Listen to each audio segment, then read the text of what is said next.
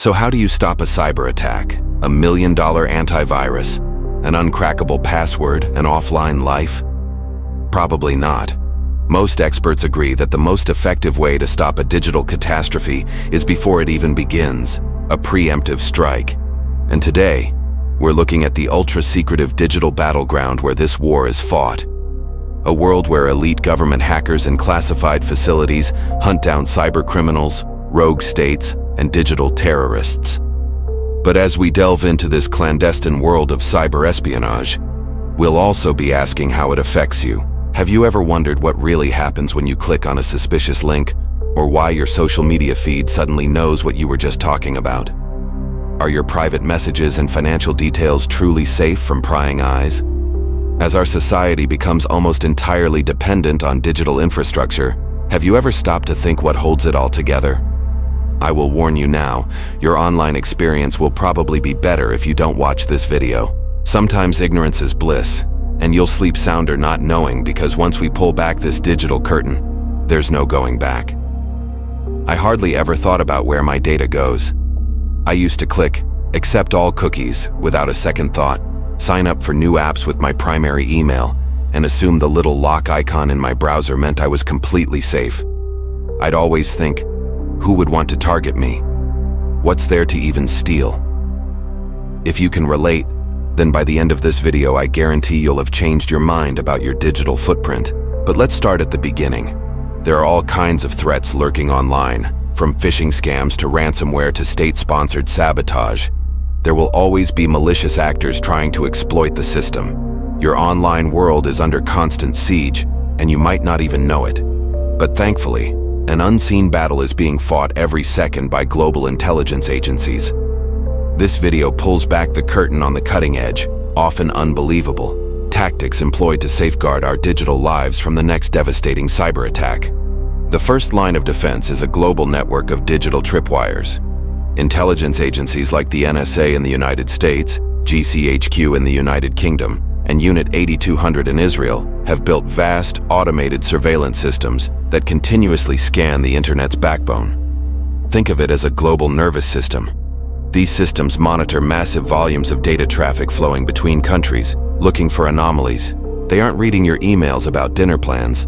They are searching for patterns, digital signatures of known malware, or unusual communication flowing to or from servers associated with known hostile groups.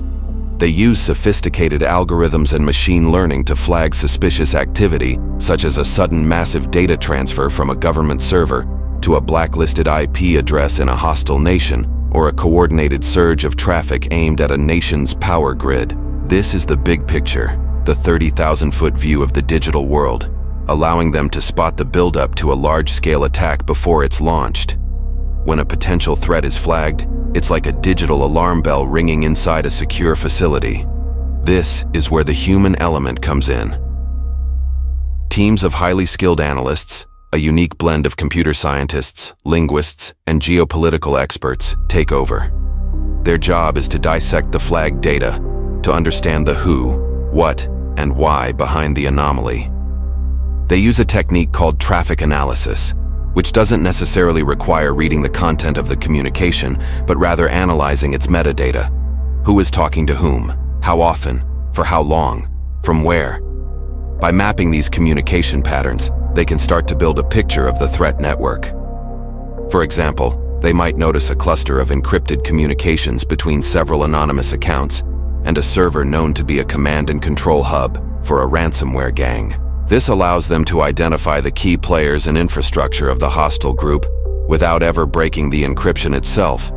It's a painstaking process of connecting digital dots across the globe. But sometimes, passive monitoring isn't enough. To truly understand and neutralize a sophisticated threat, agencies need to get inside the enemy's network. This is the world of offensive cyber operations, the digital equivalent of sending a spy behind enemy lines. These are not your average hackers. They are government-sanctioned operators who use custom-built tools and zero-day exploits, vulnerabilities in software that even the software makers don't know about yet, to infiltrate the systems of their targets. Their mission could be to gather intelligence, to understand a foreign adversary's military capabilities, or to track a terrorist cell's plans. This is where things get incredibly sensitive. These operators might deploy spyware to monitor a target's communications, map out their internal network, and identify their command structure. This is how agencies can learn about planned attacks, identify key individuals, and gather evidence. The famous Stuxnet worm, which is widely believed to have been a joint US-Israeli project, is a prime example of such an operation. It was designed to physically damage Iran's nuclear enrichment centrifuges by infiltrating the facility's industrial control systems, a purely digital weapon causing real-world kinetic damage. One of the most powerful and controversial tools in their arsenal is the creation of honeypots. A honeypot is a decoy system, a digital trap designed to be an irresistible target for hackers. Intelligence agencies will set up servers, or even entire fake networks, that appear to be part of a critical infrastructure system, like a bank's internal network or a government database. These honeypots are designed to look vulnerable, enticing attackers to break in. But every move the attacker makes is logged, monitored, and analyzed in real time. By observing how they operate within this controlled environment, agencies can learn their methods, discover their tools, and identify the vulnerabilities they are trying to exploit. It's like giving a burglar a fake house to rob, equipped with hidden cameras everywhere.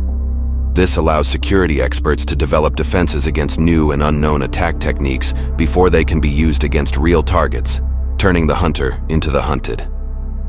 The digital world, however, knows no borders, and neither can the defense against its threats. A cyber attack can be launched from a cafe in Eastern Europe, bounce through servers in Southeast Asia, and hit a target in North America within seconds. No single agency can see the whole picture. This is why international cooperation is absolutely critical. Intelligence sharing alliances, like the Five Eyes, comprising the US, UK, Canada, Australia, and New Zealand, are the cornerstone of global cyber defense. These partner agencies share raw intelligence, threat assessments, and technical data on a constant basis through secure channels. If an Australian agency detects a new strain of malware targeting financial institutions, that information is immediately shared with its partners, who can then check their own networks and preemptively block the threat. This collaborative network creates a multiplier effect, allowing a discovery made in one part of the world to protect citizens on the other side of the planet.